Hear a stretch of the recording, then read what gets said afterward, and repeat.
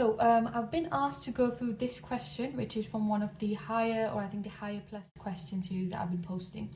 And apologies, it is a bit delayed, the reply, just that I've been quite busy, so that's why I couldn't get around to doing it. But here we are. So we've got 6x plus 4y equals 7y minus x. And we've been asked to find the ratio x to y. So we've got a linear equation here. So step one that we need to be doing is rearranging this linear equation, okay, in order to get your x's on one side and your y's on one side, and hopefully try and simplify it. Okay, so let's make a start. First, I'm going to just collect all my x's on my left side and my y's on my other side, so I can get rid of that minus x there. So I'm going to add x on both sides, okay, as follows.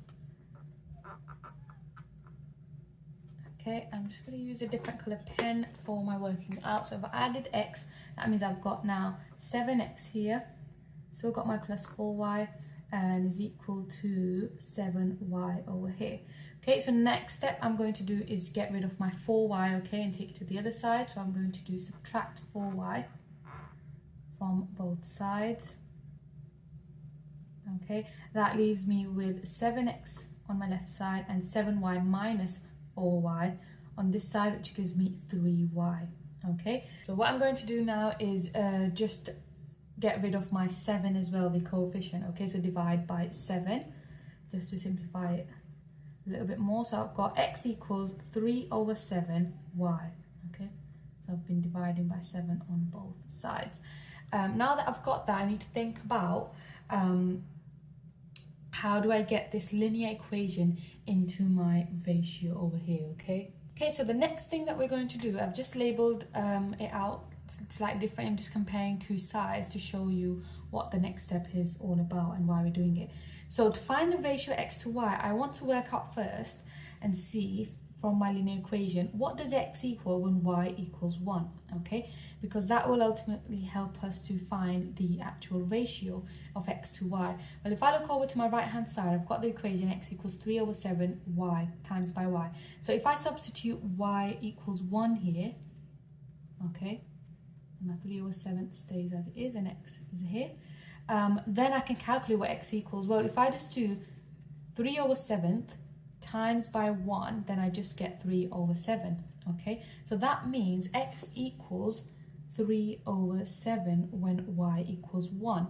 Therefore, that is my ratio, but it is in its simplest form. But because as mathematicians we like whole numbers in ratios, okay, we only prefer this format as a fraction if and when the question states give your answer in the form 1 to n or n to 1 in this case, okay? But since it doesn't, we want it to be in its simplest form, but also be having whole numbers, integers in your answer. So therefore, I'm going to do just a bit of rearranging. I'm going to multiply both sides, okay, by 7, so that I can get rid of that denominator of 7. So therefore, that means I've got 3 on this side for x, and on this side I've got 7. So the answer is just 3 to 7, okay, for the ratio x to y. Now there is a shortcut for it, which a lot of people were debating about in the comments, which I'm just going to clarify now. Okay, so now I'm just going to explain about the shortcut and how it works and why it works.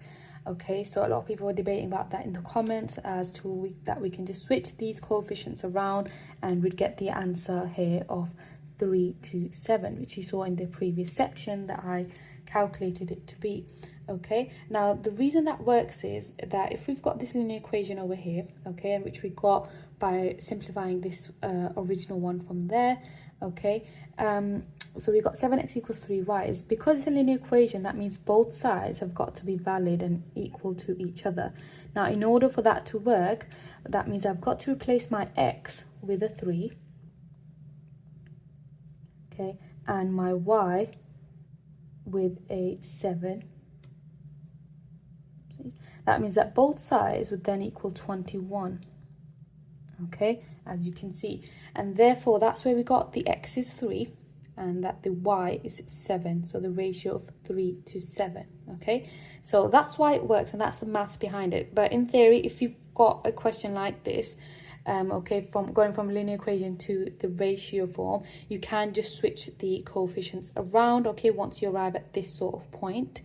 where you simplified your linear equation. So I hope that helps. If you've got any further comments or questions about this question, then please post them in the comments, and also leave down any other topic requests that you've got, and also keep a lookout on my TikTok page for more exam questions and videos, and I'll see you in the next one.